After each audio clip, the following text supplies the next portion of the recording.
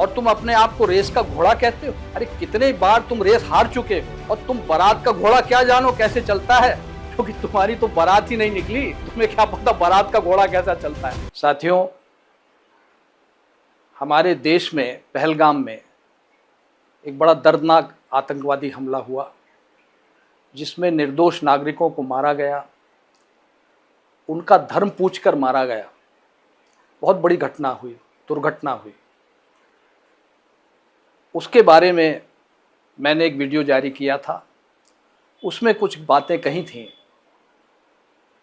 पता नहीं, मुझे बड़ा आश्चर्य होता है इस बात पर कि मेरी अपनी कांग्रेस पार्टी, जो देश को जिसने आज़ाद कराया, कांग्रेस पार्टी के कई कार्यकर्ता, कई नेता शहीद हुए आज़ादी की लड़ाई में, वो पार्टी मुझसे सवाल कर रही कि मैंने ऐसा क्यों कहा। बहुत आश्चर्य हुआ, बहुत दुख हुआ। मुझे नोटिस दिया गया, मैंने उसका जवाब दिया।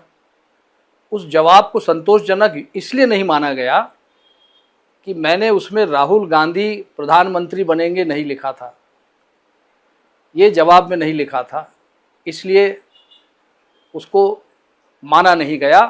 और मुझसे कहा गया कि मैं ये लिखूं उसमें कि राहुल गांधी प्रधानमंत्री बनेंगे तो नोटिस वापस ले लिया जाएगा। मैंने मना कर दिया, मैं कोई ज्योतिषी नहीं हूं, और उन्होंने मुझे पार्टी से 6 साल के निष्कासित कर दिया। निरंतर राहुल गांधी के इशारे पर सेना से सवाल किए जा रहे हैं। क्या ये अच्छा है? देश के लिए अच्छा है? बिल्कुल नहीं। और नियम ये है, उस संसद के नियम नहीं जानते हैं। नियम ये है कि संसद में केवल डिफेंस बजट पर चर्चा कर सकते हैं, डिफेंस की रणनीति पर कोई चर्चा नहीं कर सकते, न डिफेंस, न पार्लियामेंट में, न बाहर। ये नियम है। क्योंकि जो पुलवामा हमला हुआ है, जिसमें हमारे जवान शहीद हुए हैं, वो इसलिए हुआ कि इंफॉर्मेशन लीक हो गई थी कि ये ट्रूप मूवमेंट कहाँ से हो रहा है, और उसका परिणाम हमारे जवानों की जान देकर हमको भुगतना पड़ा। तो इस तरह की अनर्गल बात करना क्या उचित है? फिर जब पाकिस्तान का प्रधानमंत्री ये कह रहा है कि वो उन्हें रात को 2:30 बजे पता चला कि उनके सारे हवाई अड्डों को तबाह कर दिया गया है, कई उनके लड़ाकू जहाज तबाह कर दिए गए हैं, तो उसके बाद राहुल गांधी का ये पूछना कि कितने हवाई जहाज हमारे गिर गए, आप पाकिस्तान के प्रधानमंत्री से भी एक कदम आगे निकल गए, ये बहुत ही एक दुख की बात है। और सवाल अब मैं कर रहा हूं, जवाब आपको देना है। कांग्रेस वो पार्टी जिसने देश को आज़ाद करवाया, कई देशवासियों ने अपनी जान दी। क्या इसलिए दी हम उन्होंने जान कि हम अपनी बहादुर सेना पर सवाल खड़े कर सकें? तुम्हारे अनर्गल अनावश्यक बयानों के कारण तुम कल्पना नहीं कर सकते हो कि देश की जनता कितनी आहत हुई है। आज कांग्रेस का कार्यकर्ता तुम्हारे बयानों के कारण सर उठा के सम्मान से चल नहीं पाता है, जबकि दूसरी पार्टी के कार्यकर्ता सम्मान से सर उठाकर चलते हैं, स्वाभिमान से चलते हैं, सिर्फ तुम्हारी बयानों के कारण। पर ये तुमसे कोई कहेगा नहीं, क्योंकि तुम तो अपने चमचों से घिरे रहते हो और घिरे रहोगे, कोई फर्क नहीं आने वाला तुम। क्योंकि पूरे देश में तुम पैदल चले, पैदल चलने के बाद पूरे देश में आज पार्टी कहां खड़ी है? मध्य प्रदेश में 1 सीट नहीं है, और तुम अपने आप को रेस का घोड़ा कहते हो।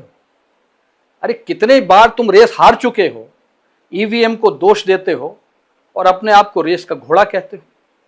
अपने से बड़ी उम्र के लोगों को, जो तुम्हारे पिता के साथ जिन्होंने काम किया, तुम्हारी पिता के उम्र के हैं, किसी को बारात का घोड़ा कहते हो, किसी को लंगड़ा घोड़ा कहते हो। तुम्हें शर्म नहीं आती है?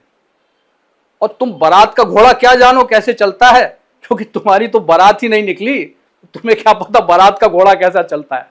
इसलिए फालतू बातें करना बंद करो। जो बुद्धिजीवी तुम्हारी पार्टी में है, जो समझदार लोग हैं, उनसे राय लो, और नहीं तो पार्टी का अंत देख रहे हो, आगे अंत ही होना है पार्टी का। पार्टी बिखर जाएगी, बिखर ही रही है। साथियों, आज समय आ गया एक नई कांग्रेस गठन करने का। आवश्यकता है हमें उस पार्टी की ऐसी कांग्रेस पार्टी की जिसमें जनता कार्यकर्ता निर्णय लें और कोई ऊपर का हाई कमान ना हो।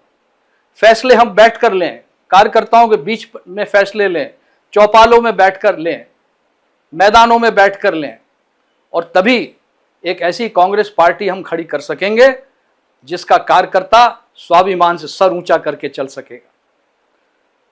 जहां तक रहा पार्टी के विभाजन का सवाल, तो स्वयं इंदिरा जी ने पार्टी का विभाजन कराया था, कौन सी नई बात है। और तुम्हारे कार्यकाल में तो 3-3 बार विभाजन पहले हो चुका है, और अब समय आ गया है कि मध्य प्रदेश में भी एक ऐसी कांग्रेस का गठन हो और ऐसा संगठन बने जिसकी सोच कम से कम राष्ट्रीय सोच हो और राष्ट्रहित को सर्वोपरि रखकर वो कांग्रेस पार्टी का काम करे। और यह होगा, अवश्य होगा।